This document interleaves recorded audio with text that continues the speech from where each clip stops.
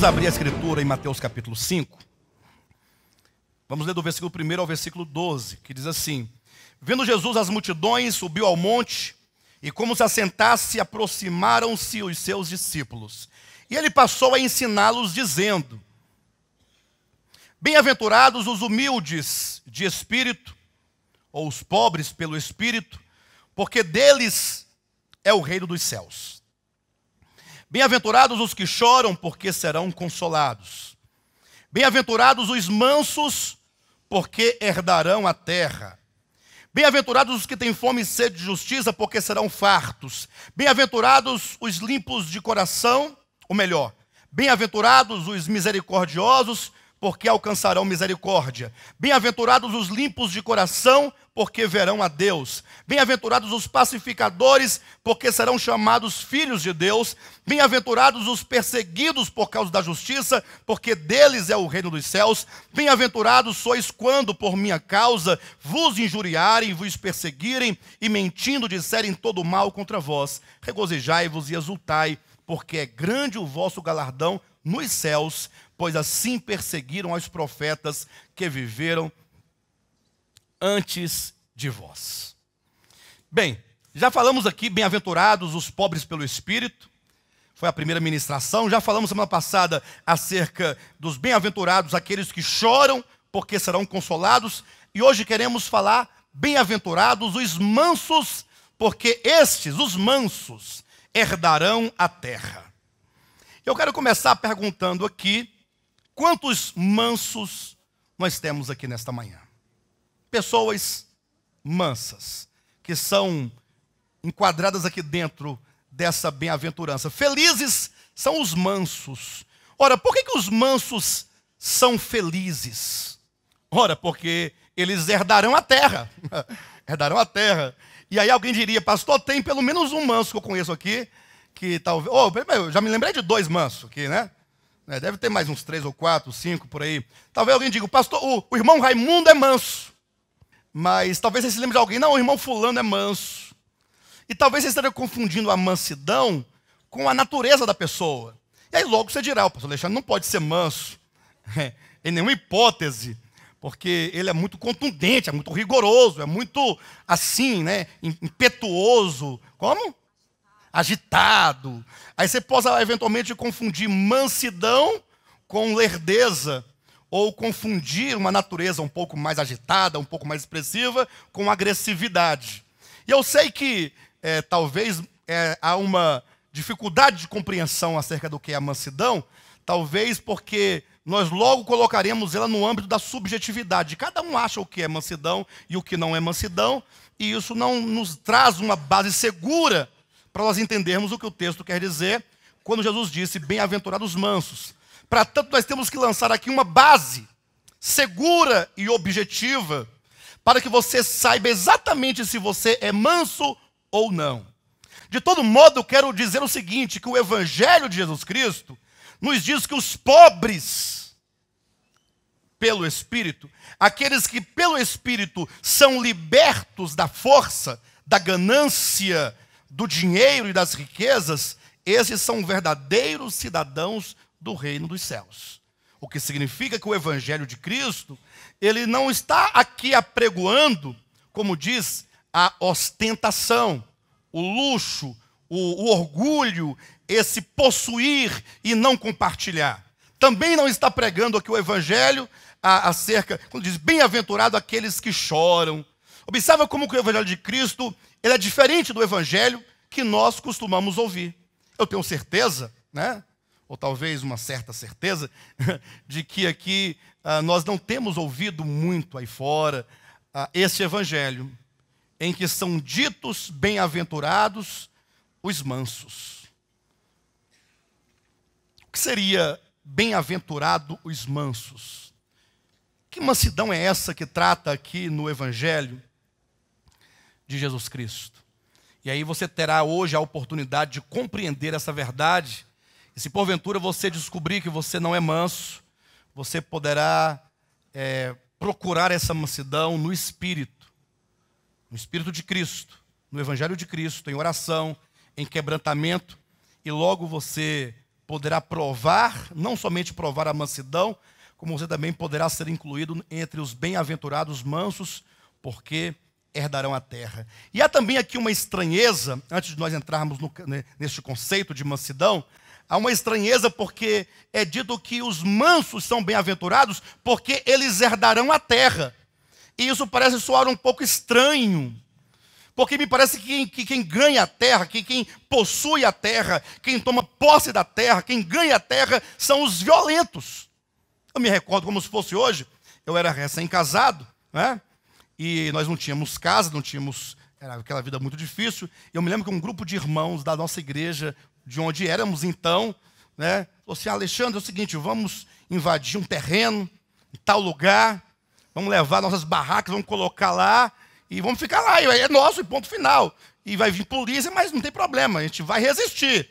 E não se esqueça de levar um facão também, porque vai que você esteja lá e alguém quer tomar o teu terreno, você tem um facão para poder, né?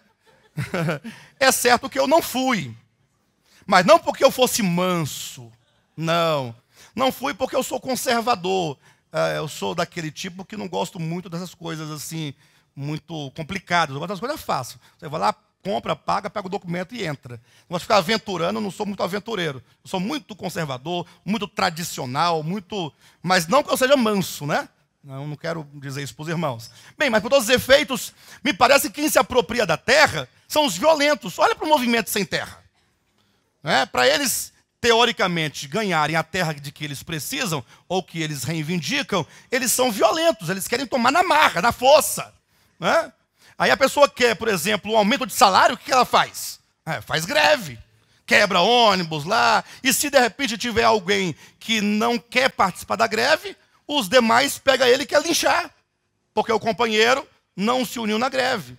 Ou seja, me parece que neste mundo as pessoas alcançam seus objetivos egoístas e carnais e pessoais, e por mais que sejam justificáveis, no sentido de ser lícito, porque é lícito você ter uma casa, é lícito você ter um trabalho, é lícito ter um salário justo, tudo isso é muito lícito. Entretanto, me parece que os homens sobre a terra, eles têm as suas conquistas na base da violência. Até mesmo um casamento. A mulher, às vezes, ou o homem, né, um ou outro, tem um ciúme excessivo. E aí quer possuir o outro na base da força, na base da opressão. E às vezes até que consegue mantê-lo preso a si, mas nunca manter presa a alma a si. Na verdade, essas pessoas não possuem absolutamente nada. As pessoas querem possuir as coisas usando a violência. E há vários tipos de violência. Existe a violência mental, quando você pensa mal do outro, quando você joga praga no outro. Às vezes você não pode fazer muita coisa com a pessoa, na força física, mas você faz nas palavras. São palavras de violência, são pensamentos de violência. A pessoa também tem uma violência no sentido de que ele tem uma condição material muito propícia, e então ele consegue manipular pessoas que carecem ou dependem do seu dinheiro, da sua condição. Existe a violência intelectual, ou seja, existem vários tipos de violência. E o que nós temos visto é que os homens, num instinto caído de sobrevivência, são violentos.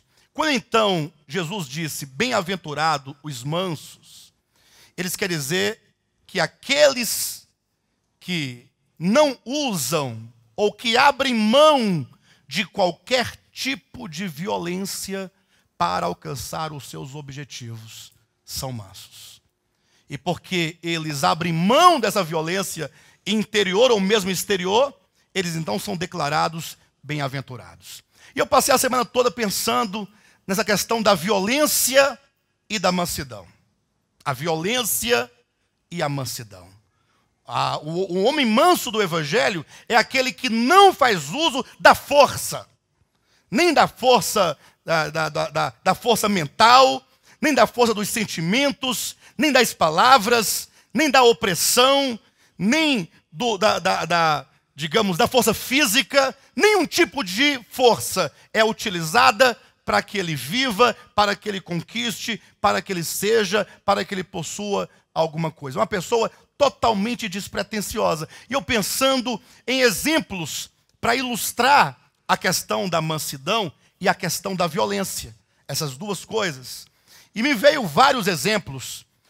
Eu me lembrei, por exemplo, de Moisés, que quando ele completou 40 anos de idade, ele estava no Egito, ele sabia, porque ele foi criado pela sua mãe, ele sabia que ele era um hebreu, e ele sabia que ele era um prometido para libertar o povo de Israel do Egito. Ele sabia disso. De modo que quando ele completou 40 anos de idade, o que ele fez? Ele resolveu visitar os seus irmãos. E ao visitar os seus irmãos que estavam na escravidão lá no Egito, logo ele se apresentou aos seus irmãos com uma certa violência, quem sabe para despertar a atenção dos seus irmãos, dos hebreus, para vê-lo como um libertador. Então logo ele chegou lá e ele viu então que havia um egípcio que estava ferindo um hebreu, um egípcio que feria um hebreu, um escravo. E então, no caso, quando Moisés viu aquela cena, Moisés pensou, bem, se eu sou o libertador, eu tenho que agir em defesa do meu povo. Não é isso ou não? E para tanto, então, para que o meu povo me veja e me reconheça como um libertador, então eu vou intervir nessa situação e logo eles perceberão que eu sou o seu novo libertador, e aí eles vão me aclamar libertador, e aí é a hora que a gente faz um grande movimento e a gente sai daqui vitorioso sobre o Egito. O que ele fez? Ao invés de simplesmente ele promover a paz, ele pegou e golpeou de morte o egípcio e ele matou o egípcio. Então ele usou da força física para talvez alcançar algo teoricamente positivo. Ele será o libertador do povo. Eu pergunto, Deus queria libertar o povo de Israel do Egito? Sim ou não? Havia inclusive promessas de libertação para o povo hebreu? Havia. E Deus iria usar Moisés como libertador do povo de Israel? Então bastava que ele confiasse em quem? Em Deus.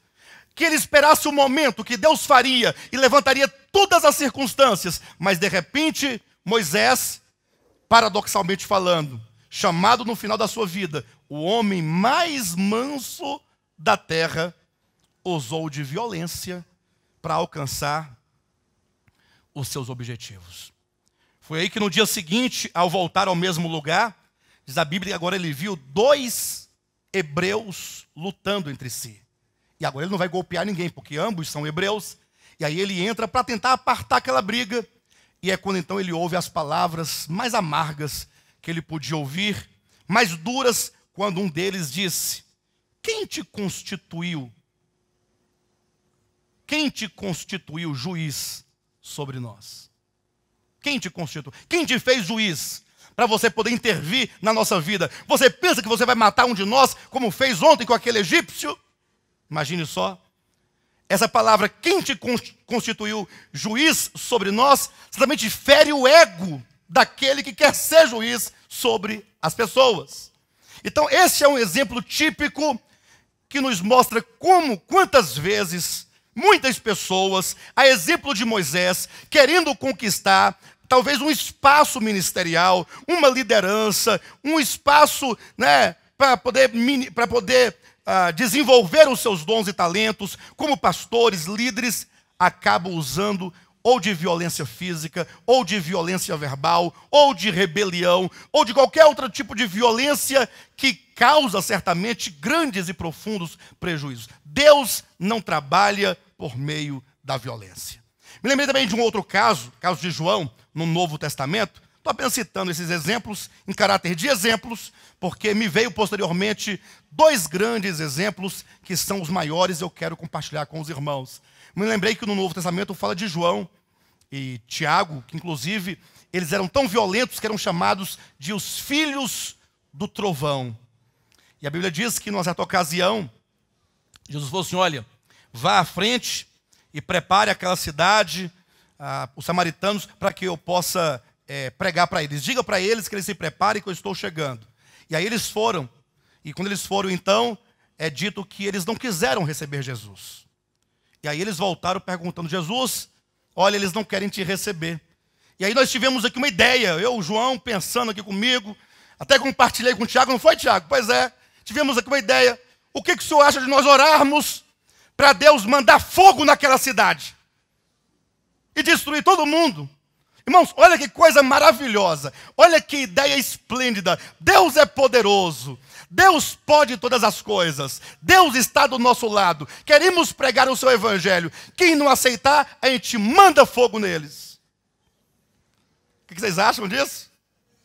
Igual aquelas placas que o pessoal coloca na rua, né? Se você não aceitar a Jesus como seu único e suficiente Salvador, você vai queimar nas labaredas do fogo eterno. É com ameaça, é com violência. Imagina só, eu estava passando ali no centro de Taguatinga, aí passou uma mulher com a Bíblia na mão, uma senhora, e até, enfim, passou uma senhora, aí ela falou algo comigo, eu não entendi, eu falei, como eu não entendi? Ela falou assim, Jesus te ama. Eu falei, muito obrigado, ele também te ama também. Aí ela falou assim, mas se você não aceitar a ele, você vai queimar no fogo. Você vai para o inferno. Aí eu achei que ela não tinha um juízo muito perfeito. Aí fiquei rindo. Achei engraçado. Tadinha, a bichinha está com tanta boa vontade. Só que ela está aprendendo tudo errado. Não é? Então, há vários outros exemplos que nós poderíamos trazer aqui. Mas há dois grandes exemplos. Um que traduz e que materializa a violência. E o outro que materializa, substantifica o amor, a bondade, a mansidão. Que é exatamente o que diz o texto. Os irmãos pensem comigo que, no passado distante, tão logo Deus havia criado os céus, a terra, antes de a terra cair em pecado a primeira vez, me refiro à criação pré-adâmica, antes de Adão, muito antes, quando todo o universo gozava de perfeita paz, de harmonia. Vocês sabem que tudo que Deus faz é muito bom, é muito harmônico, é muito belo. Então o universo foi criado de uma maneira belíssima, maravilhosa. Tudo estava em conformidade com aquilo que, com a bondade de Deus, com o amor de Deus, com a justiça, com a santidade. Quando então é dito na Escritura que um ser criado, um ser chamado Lúcifer, esse nome você não vai encontrar na sua Bíblia, que é uma versão em português, você vai encontrar na Vulgata. Esse nome é um nome em latim, e portanto você não vai encontrar na sua Bíblia, você vai encontrar a estrela da alva, né? Que era um querubim da guarda, um ser belíssimo, cheio de sabedoria, e ele é dito que ele era o sinete da perfeição, e dentre todos os seres criados, ele estava no topo da criação. Na verdade, não havia ninguém acima dele, dentre os criados. Só Deus, e Deus não pode ser colocado acima de ninguém, e nem abaixo de ninguém, e nem ao lado de ninguém, porque ele é santo, ele é único. Ele é único. Se você colocar Deus e depois outro, e criar aqui uma ordem, você já reduziu a Deus, porque ele é incomparável. Ele é totalmente santo. Ele é único, é exclusivo, é absoluto, e portanto não se pode colocá-lo em paridade ou em comparação com nenhum ser. Então, dos criados, Lúcifer era o maior. Gozava de um privilégio. Ele, na verdade, exercia o sacerdócio e a realeza sobre a terra. Ele era um príncipe de Deus. Ele era chefe de outros príncipes, de potestades, de poderes, de forças espirituais, todos criados por Deus, santo, em perfeita harmonia. Então, num dado momento, não sabemos precisar exatamente, me parece que ele ouviu dizer que Deus haveria de criar um ser. E que esse ser que Deus haveria de criar seria o ser. Seria, na verdade, a razão da existência de toda a criação. Deus haveria de criar o homem. E a diferença é que esse homem, esse ser criado por Deus, ele seria a imagem de Deus. Ele seria semelhante a Deus. Conforme está em Gênesis capítulo 1, 26, façamos o homem à nossa imagem, façamos o homem conforme a nossa semelhança. Quando então esse querubim descobriu isso, ele começou a pensar. O que vocês acham, pessoal? Deus agora que criou tudo e me colocou lá no topo, agora vai criar um ser. E até me parece que esse ser é a razão porque ele criou todos nós. Você acha que isso é lógico? Quem é que tem a primazia? Os que vieram primeiro ou os que vêm por último? Quem é que tem a primazia? Vamos raciocinar, pessoal. Raciocina comigo. Quem é que tem a primazia? Os primeiros. Mas não, Deus fez tudo invertido. Deus, depois que criou tudo, estava tudo em ordem, aí ele disse, tudo isso é o cenário no qual eu colocarei o homem. É lógico que esse homem também prefigurava o homem por excelência, que é Jesus Cristo. Mas você imagine só na cabecinha aqui de Lúcifer, pensando, conversava com Gabriel, conversava com Miguel, conversava com Rafael, conversava com Ariel, conversava com Babel, e com Bebel, e com os Zeus todos. Imagine só você. E ele foi pensando. Irmãos, e na medida que você vai pensando, quando você pensa algo com pretensão, logo a violência começa a surgir no seu coração. Olha esse texto aqui. Ezequiel capítulo 28, veja o que é dito. Tu eras querubim da guarda, ungido, e te estabeleci.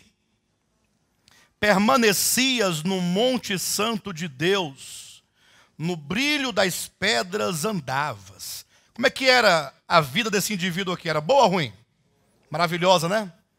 15. Perfeito eras nos teus caminhos, desde o dia em que foste criado, até que se achou iniquidade em ti. Então, num dado momento, foi encontrado iniquidade no seu coração. No 16 fala, na multiplicação do teu comércio, se encheu o teu interior de quê? De violência e pecaste. Em que consiste, portanto, o pecado de Lúcifer? Em que consiste, quando diz aqui que ele era perfeito, mas um dia encontrou-se iniquidade, e é dito, na multiplicação do teu comércio se encheu o teu coração de violência.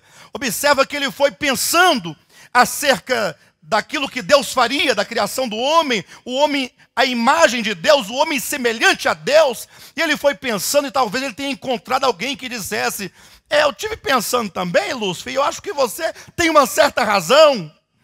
Eu acho que você tem uma certa razão. Sabe quando você vai na casa de uma pessoa, e você fala assim, ô irmão fulano, como é que tá? Vamos tomar um cafezinho. Aí você senta, aí você fala assim, pois é, rapaz, por incrível que pareça, quem diria, né? Quem diria o quê?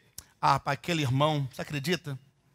Aquele irmão, ele foi eleito para ser cooperador do ministério, e ele vai viajar com o pastor Josué para o Rio de Janeiro e para São Paulo. Nunca imaginei. O Daniel e o Márcio. Não é assim? Aí o outro fala assim, não diga. Mas quem deveria ir era o Juraci.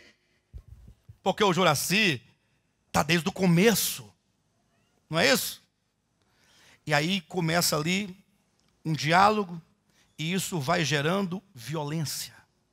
Daqui a pouco, essa pessoa está falando mal do ministério, falando mal do bispo Alexandre, falando mal do bispo Josué, falando mal do irmão Daniel, falando mal do irmão Márcio. E que culpa o Márcio tem? De quê? E o Daniel tem culpa de quê?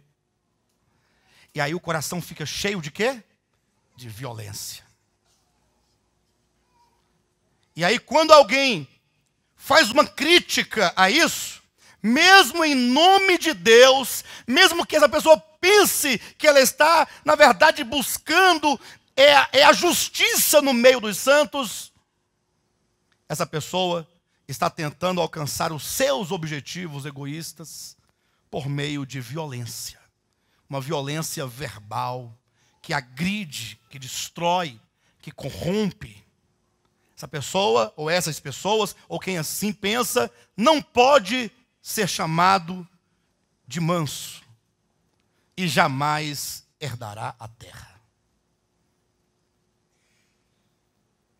Imagine você agora que Lúcifer conseguiu 3, 4, 5, 6, conseguiu 20, conseguiu 500, conseguiu 1000, 2000. pessoas que estavam com ele. Não, nós estamos com você. Qualquer coisa, se precisar de mim, pode me chamar que nós vamos lá.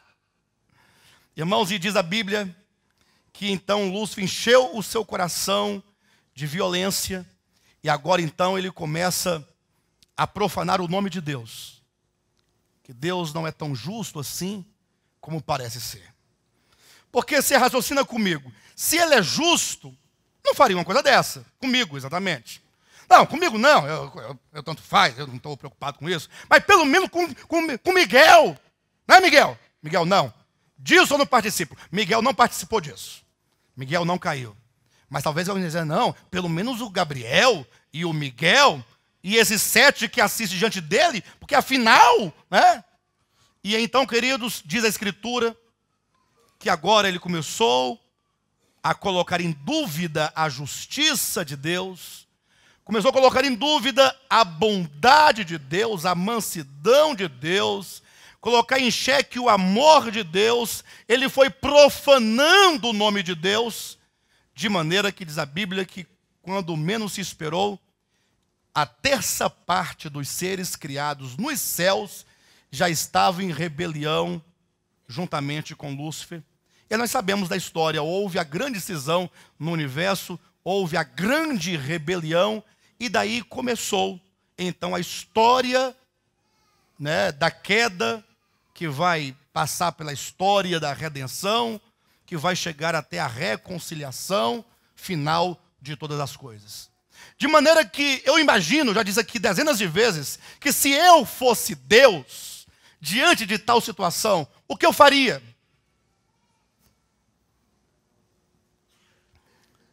Ou melhor, não é o que eu faria, mas qual que é a lógica que nós, pensantes, nós entendemos que deveria ser feito? O que deveria ser feito? Parou, pessoal, parou, todo mundo parou. Eu sou Deus. E eu não preciso de que ninguém me julgue. E não preciso que ninguém diga quem eu sou ou deixo de ser, porque todos vocês são criados por mim. Perfeito? Eu faço o que eu quero fazer. Então esse indivíduo aqui, chamado Lúcifer, ele criou todos esses problemas, ele me acusou de todas essas coisas. Então, diante de todos vocês, eu vou destruí-lo e vou destruir todos os seus anjos. E então fica isso de exemplo para vocês todos.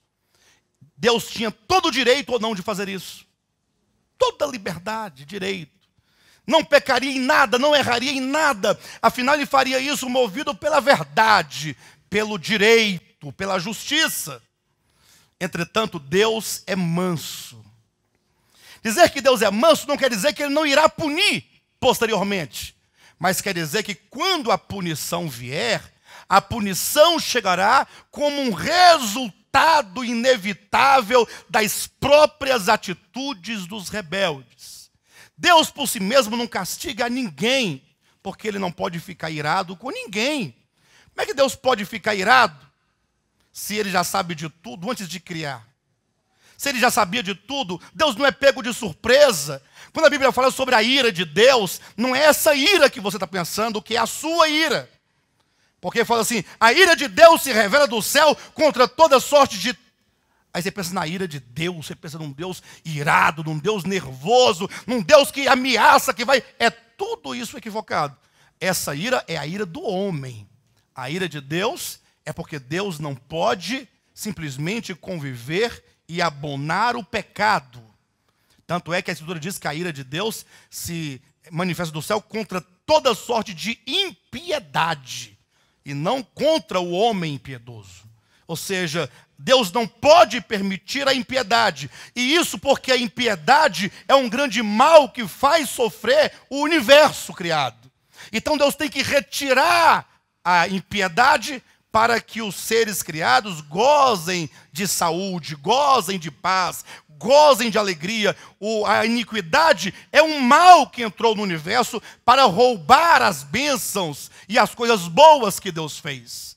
Então, veja só que Deus, sendo ele manso, então ele olhou aquela circunstância e ele pensou assim, bem, se eu destruir agora esse esse diabo, esse Satanás, certamente não vou promover aquilo que eu preciso promover. E aí ele estabeleceu, portanto, todo um caminho. Caminho esse no qual ele próprio palmilharia, ele próprio andaria. Na verdade, ele falou assim, olha, para o universo todo, eu vou me tornar criação, vou me tornar criatura. E vocês verão na história quem é o violento e quem é aquele que de fato é manso. Vocês conhecem a história? Quando Deus se fez carne, o Verbo se fez carne, Deus se encarnou. Está lá em João capítulo 1, versículo 14. E o Verbo que é Deus se fez carne. E tão logo ele se fez carne, o que diz o Evangelho? Herodes colocou-se em perseguição contra Jesus Cristo nascido. Não foi isso? Mandou matar todas as crianças de 2 anos para baixo, pensando que com isso Jesus seria morto dentre essas crianças. Começou logo de cedo a perseguição. Quando então ele começou o seu ministério, logo os líderes da religião judaica começaram uma grande perseguição contra ele. Ou seja, onde você vê Jesus, você o vê sendo perseguido. A religião perseguia Cristo por quê? Por qual motivo? Quem sabe por que a religião judaica perseguia Cristo? Simplesmente porque Jesus não se enquadrava dentro dos padrões da sua religião.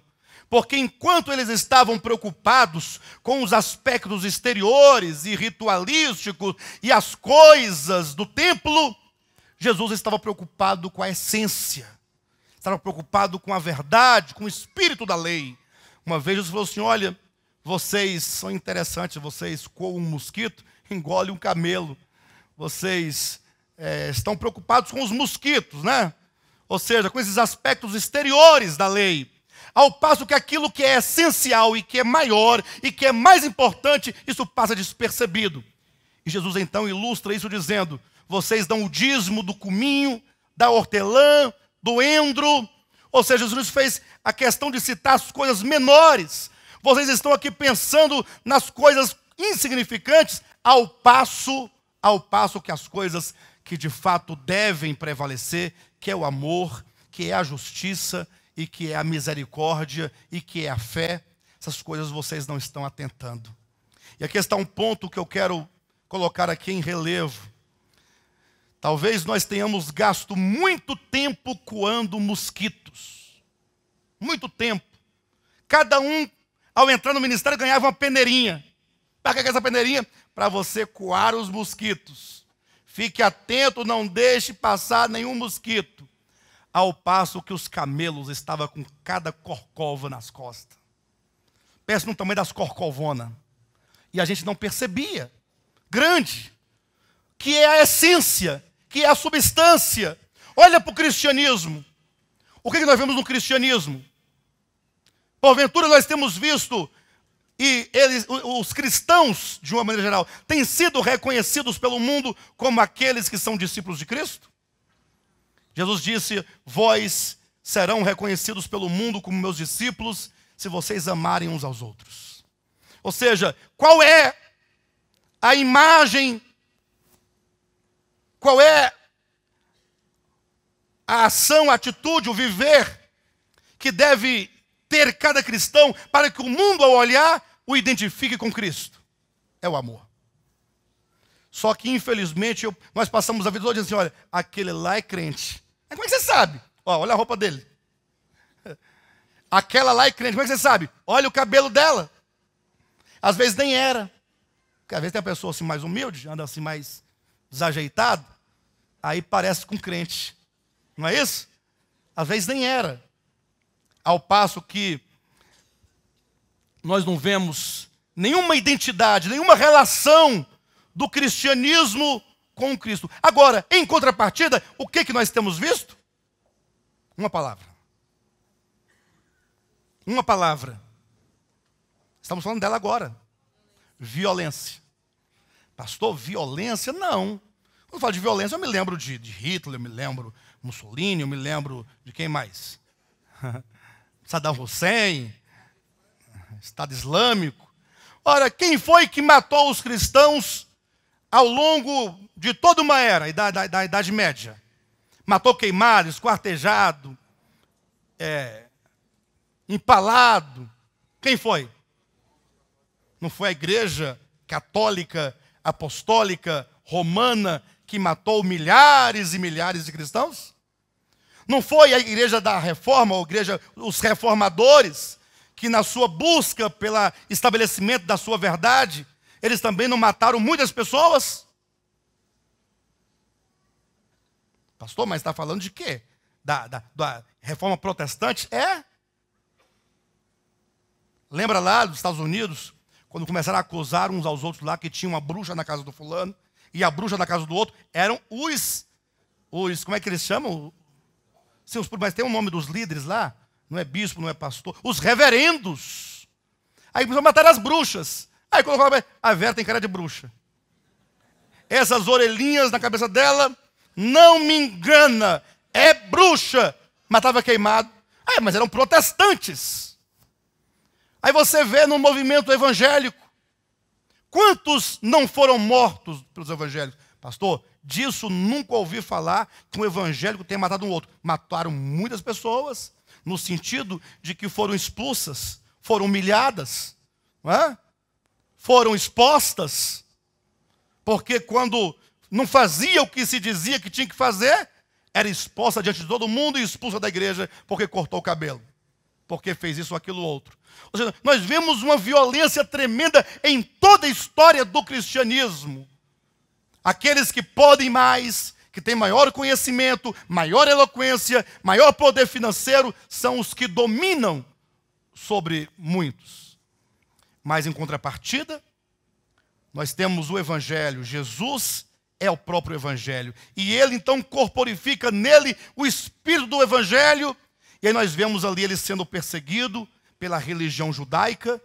E ele então, em nenhum momento, ele demonstrou qualquer sentimento humano de mágoa, de ira, de contenda, de animosidade pessoal contra qualquer pessoa. Lógico, aí que os irmãos vão perceber que a mansidão, ela não tem nada a ver com uma lerdeza, e uma paralisia, e uma apatia. Pelo contrário, Jesus Cristo, ele era dinâmico, ele era ativo. Ele entrava no templo, certa ocasião ele entrou no templo, e ele preparou um azorrague, E então ele expulsou os cambistas. Pastor, mas isso é mansidão ou falta de mansidão? Isso é mansidão. Porque ele estava ali em defesa da verdade, da fé. Ele não estava ali com um coração humano que procura perseguir o outro porque o outro não satisfaz o seu próprio egoísmo. Jesus Cristo, ali ele pregou, falou para os fariseus e escribas, os chamou de filhos do diabo, muitas vezes.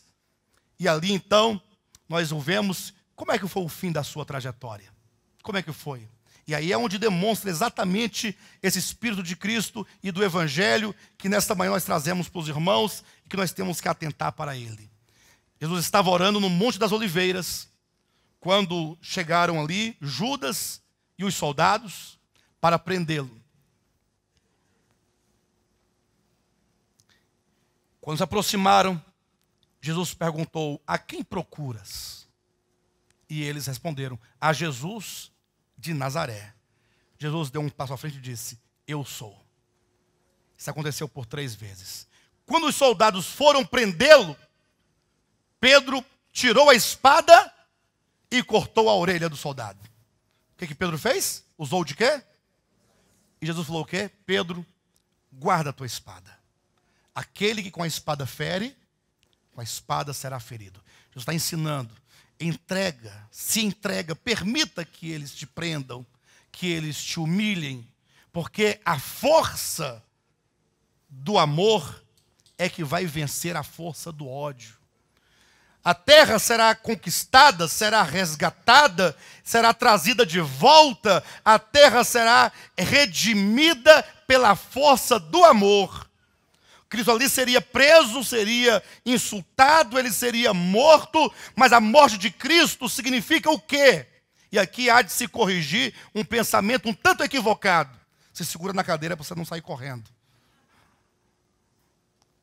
Infelizmente, nós ouvimos muito assim, olha, Jesus morreu na cruz. É verdade, graças a Deus. E a morte de Cristo nos redime de todo o pecado. É verdade. Mas não é isso que está na Escritura, pastor? Não, é exatamente isso. Ele foi crucificado. Ali é a morte de Cristo. Mas eu pergunto, o que redime? Foram aqueles 10 ou 20 ou 50 murros que ele levou no rosto? O que redime? Foi aquele sangue físico que correu no seu rosto e caiu no chão? Foi aquele sangue ali que caiu, que redime? O que redime? Passou a morte de Cristo. Eu sei, mas essa morte aqui, física de Cristo, é o fator determinante de resgate de tudo? Pastor, mas eu não estou entendendo mais nada. E aí eu vou explicar para vocês. Para você entender a redenção de Cristo, você precisa entender a queda. Porque a redenção de Cristo, mediante a sua morte, é, na verdade, um meio divino de restaurar aquilo que foi perdido em nome da queda. Observe que por ocasião da queda de Lúcifer, houve toda uma projeção de um coração que não podia aceitar perder. A queda diz respeito de um espírito, uma ideologia e uma atividade de buscar pela sua própria força e pela sua violência tomar aquilo que é de Deus. Então a redenção não pode ser menor do que isso. A redenção começa, sabe quando? Na verdade, quando nós vemos ali o crucificado, ali está materializado diante de nós a obra de redenção que é maior do que a própria cruz. Porque nós temos lá, quando Deus, o Filho, Deus pleno, o Filho entronizado eternamente com o Pai, Deus eterno, Deus pleno, Deus bendito, Deus completo, quando ele se levanta e diz assim ao Pai: Deus, aqui começa a obra de redenção. Mas Jesus, o Filho, não é Deus, pastor Josué? Ele é Deus, mas é Deus pleno, Deus absoluto. Agora ele diz ao Pai: Deus. Ora, mas por que chamá-lo de Deus, se ele é o próprio Deus? Pensa comigo por um momento. Por que isso? Lembra que o outro lá, Lúcifer, era Deus? Hã? E não sendo, disse, eu serei. Então, o Filho, disse, eu sou, mas não serei. E o outro disse, eu não sou, mas eu serei. Olha como que há dois movimentos, um que busca a sua própria projeção e o outro que, sendo, ele se despe daquilo que ele é. Diz a Bíblia em João capítulo 17, que ele se despiu da sua glória. Ele se despiu da sua glória. E agora diante do Pai ele diz, Deus, aqui estou para fazer a tua vontade. E aí começa a obra de redenção, que é o movimento inverso da queda. Quando este, sendo Deus, não julgou por usurpação o ser igual a Deus, antes a si mesmo se esvaziou e assumiu a forma de servo, e não somente servo, mas se fez homem, e não somente homem, mas se fez servo dos homens. Isso é redenção. Isso é redimir, isso é trazer de volta aquilo que um dia corrompeu o universo. E agora, sendo homem, ele tem 12 discípulos consigo. Um deles é ladrão e traidor. O outro até que é uma pessoa boa, ativa, gosta de Cristo demais da conta, mas é fraco e é capaz de dizer que não conhece Jesus Cristo diante de uma empregada. O outro é ignorante. 2, Tiago e João, os filhos do trovão. O outro não cria muito nele, mesmo depois da ressurreição, continuava incrédulo. O outro não dizia nada, nunca disse uma palavra. Bartolomeu. Ô Jesus, esse aí não serve para ser ateu. Ele não fala nada, nunca diz nada. Inoperante. E agora Jesus pega e ele, diante desses 12, diante de 12 que não queriam ser servo, porque discutiu entre si quem era o maior, a fim de chegar em quem era o menor, para saber quem é que ia lavar os pés naquela reunião da Páscoa, lembram? Aí Jesus, isso é redenção, ele está redimindo. Ele está redimindo quando ele tira a sua túnica e ele cinge os seus lombos e ele pega ali a toalha e ele pega a bacia e ele então se inclina diante do traidor e ele tira as sandálias. Ele está redimindo, dizendo que não é pela violência que se resolvem as coisas, mas é a força do amor, é a força do perdão, é a força da misericórdia que vai mudar este coração aqui. Ele está dizendo, ele procede, ele não ensina, ele procede. E agora ele lava os pés de Judas, lava os pés de Pedro, lava os pés de Tomé, lava os pés de Mateus, lava os pés de Bartolomeu, vai lavando os pés de todos ali. Ele é preso. E quando ele é preso, eu fico imaginando essa cena, é uma cena extraordinária, porque isso é redenção. Porque a gente fica olhando para o Cristo crucificado e se esquece de ligar a crucificação, que é um ato histórico, a redenção, que não é histórica. Haja vista que o Cordeiro de Deus foi morto quando? Se ele foi morto desde a fundação do mundo, a crucificação histórica é apenas a manifestação de algo já realizado no coração de Deus. E agora então, o que nós vemos? Homens maus pegam aquele homem e começam a escarnecer dele. E olha que ali é Deus encarnado. Aí um gaiato fala assim, ele é rei, então um rei precisa de quê? De uma coroa. Vou preparar uma coroa para ele. Aí pega uma coroa de espinhos, aí cravam-lhe na cabeça.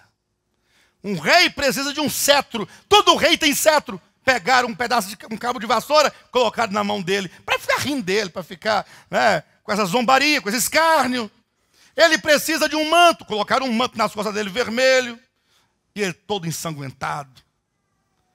Mas não eram exatamente os golpes em si, que tendo ele recebido, redimia. Mas era esse esvaziar-se, esse entregar-se, esse reconquistar pela força não física, não mental, não por qualquer tipo de violência, mas simplesmente a redenção pelo amor. Os irmãos sabem da história toda. Cuspido, insultado, humilhado, crucificado entre dois ladrões. Deus foi colocado entre dois ladrões. Morto como um maldito. E ele dizia, Pai, perdoa-lhes, porque não sabem o que fazem. E é dito então em 2 Coríntios capítulo 5, Deus naquele momento estava em Cristo, reconciliando o mundo. Como é que reconcilia o mundo? Quando eu falo se estava reconciliando, é porque um dia esse mundo foi o quê? Foi fendido. Não é isso mesmo, não? Não foi separado? E o que separou? Não foi o espírito maligno e perverso de rebelião de Lúcifer? Então, quando ele reconcilia, ele faz tudo o inverso, tudo o contrário, para atrair de volta todos a ele. Então, agora vocês imaginem, você olha para Cristo, e você então entende o Evangelho. Quando você fala assim, eu creio em Jesus Cristo. O que é crer em Jesus Cristo? Não, eu creio que ele morreu por mim. Mas... E aí, então, está tudo certo? Me parece que é uma coisa tão vazia. Eu creio. Mas o que é crer em Jesus? É crer no nome histórico e na morte histórica? Ou é crer no coração, na alma de Cristo Jesus? Ora, se você diz que crer em Jesus, então ele diz assim para você esta manhã, você crer em mim? Então bem-aventurados são os mansos. Ele está dizendo, o caminho de tomar posse da terra, que foi usurpada, não foi? O caminho de você tomar posse da terra é você sendo manso. Não usar de violência. Eu pergunto, quantos acreditam nisso aqui? Digo amém. Você crê nisso? Vou fazer uma pergunta para o Jailson. Um exemplo, num outro âmbito.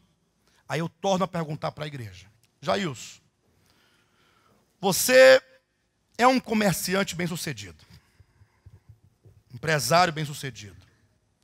Você tem uma profissão, tem um ramo, tem muitos clientes. Você sabe o que você está fazendo. Você sabe. Se de repente surgir um negócio para você,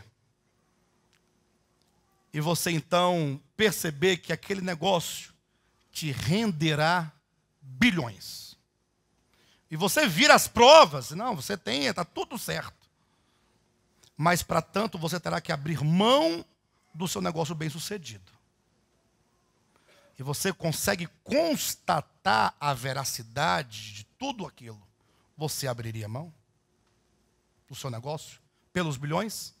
Não abriria. Muito bem. Vamos lá. Irmão Juraci, você também tem um negócio. Você é um negociante. Tem o seu ramo. É bem sucedido porque você tem uma praça muito grande. Todo mundo te conhece. Tem uma clientela que para se formar não se forma em 1 ano, nem 2 anos, mas é uma vida toda trabalhando ali. Não é verdade? Sim ou não? Se de repente você descobrisse algo, você iria ganhar bilhões. Se você constatasse que é um fato, aquilo. Não é um engano, não é um 171, é verdade. Mas, para tanto, você vai ter que pegar e abrir mão da sua área, do seu trabalho, por aquilo. Você faria? Não?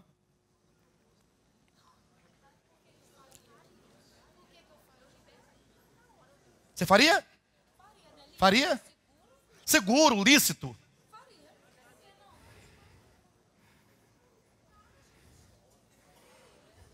Você faria, Wesley? Quem aqui não faria, além do Jailson e do Juraci? Quem não faria? Todos fariam?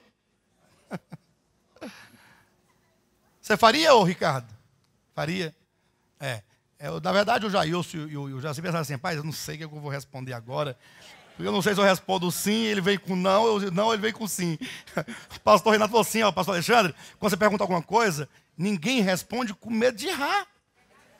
Porque tudo a gente responde, está errado, não está certo. Ele diz assim, se a gente perguntar se Deus é bom, eu não respondo, eu não sei. Vai que não é bom. Brincadeira, pastor. Vai que não é bom, né?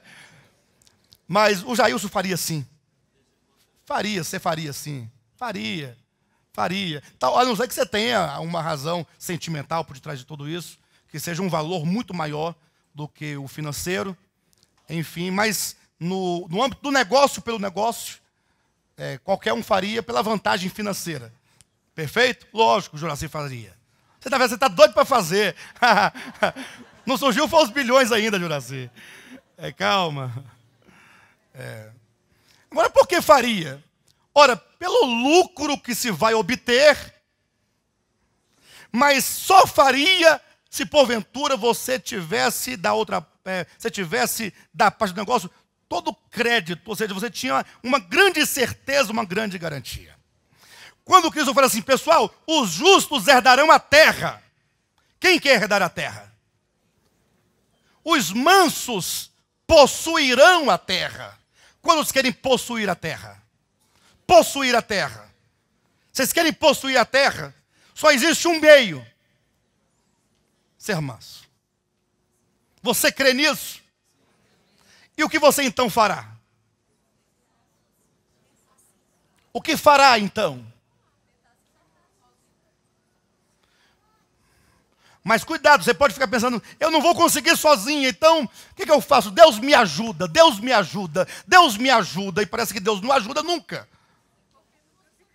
Você simplesmente vai fazer a partir de hoje, por essa palavra ministrada no meu coração, eu quero abrir mão do meu ego, que me exige que eu seja violenta para garantir-lhe todas as suas exigências.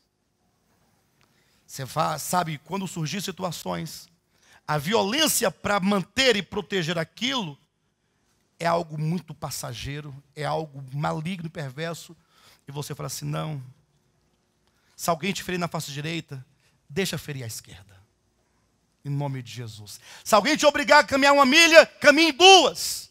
Se alguém te tomar a capa, chame de volta, fala, leve também a túnica, você está esquecendo a túnica. Pastor, mas eu vou sofrer prejuízos, mas é por meio desse despir-se, desse ego satânico, é que nós seremos reconhecidos como discípulos daquele que deste modo procedeu. Abra mão das suas mágoas, abra mão dos seus traumas, porque traumas e mágoas, na verdade, dizem respeito a um apego a si mesmo, que não consegue, não pode se permitir ser ferido ou sofrer prejuízo. Lógico, você terá que ter muita comunhão com Deus. Manter isso, Senhor, coloca isso no meu coração. Senhor, transforma a minha mente, muda a minha maneira de pensar, muda os meus conceitos. Não vai vir um poder, você não vai se transformar no He-Man, não. No Spectreman, não. Eu fui lá atrás, né? Spectreman eu fui muito longe. Não adianta, você não pensa que você vai pegar e vai se transformar. Não. É uma questão de transformação da mente. Transformai-vos pela renovação da vossa mente. Tome para si, dia a dia, o Espírito de Cristo. E Ele certamente fará tudo aquilo de que nós precisamos. Amém?